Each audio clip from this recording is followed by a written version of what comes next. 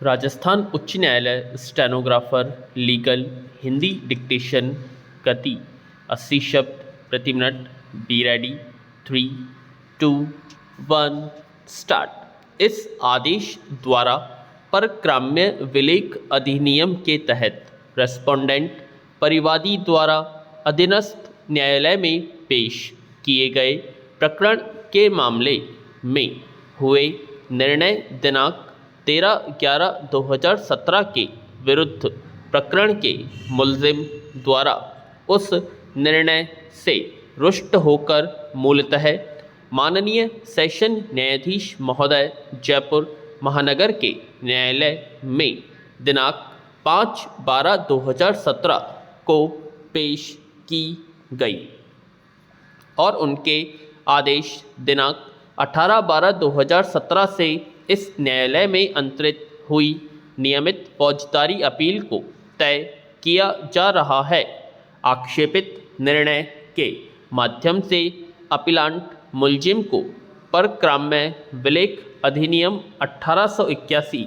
जिसे हम तत्पश्चात केवल अधिनियम 1881 कहेंगे, की धारा 138 के तहत दोष सिद्ध करार करके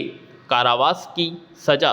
और अर्थदंड अधिरोपित किया गया था और अर्थदंड की राशि परिवादी को अदा करने का आदेश दिया गया था। पैरा अपील पर बहस करते हुए अधिवक्ता वास्ते अपीलांट मुलजिम का कहना रहा कि परिवाद में यह मामला लेकर आया था कि परिवादी से मुलजिम ने आपसी जान पहचान के कारण अपनी व्यावसायिक आवश्यकताओं की पूर्ति के लिए 1,25,000 रुपये की मांग की और 1,25,000 रुपये की राशि ही परिवादी ने मुलजिम को नकद रूप से उधार दे दी और उसकी अदायगी के पेटे मुलजिम ने परिवादी के पक्ष में अपनी फर्म का एक चेक नंबर 132424 दिनांक 13/3/2013 दादी 1,25,000 रुपये का जारी कर दे दिया और यह विश्वास दिलाया कि उक्त राशि का भुगतान परिवादी को निश्चित रूप से हो जाएगा। और जब अभियुक्त ने उक्त चेक को अंतिम बार अपनी बैंक में सिकरने हेतु पेश किया तो वह दिनांक 9/5/2013 को रिटर्न मीमो के साथ इनसफिशिएंट फंड्स के रिमार्क के साथ अनादरित होकर लौट गया। इस पर अधिवक्ता के माध्यम से अभियुक्त को रजिस्टर्ड नोटिस दिनांक 15/5/2013 को दिया, जिसके जरिए 15 दिसंबर के अंदर चेक की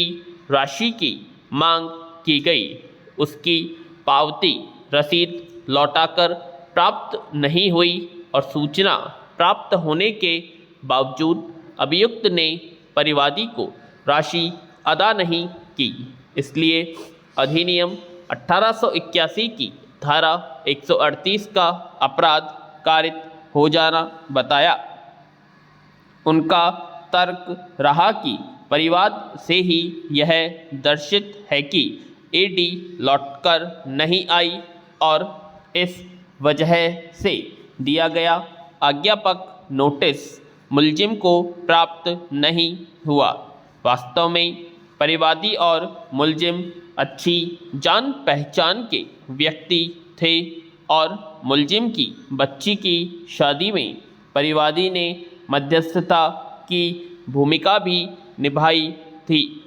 वह परिवादी से मुलजिम 20-25 हजार रुपये की रकम उधार लेता था और लौटा देता था और मुलजिम ने परिवादी से 2 लाख रुपये उधार लिए थे, जो सन 2009 में लिए थे और वह लौटा दिए रकम लेते समय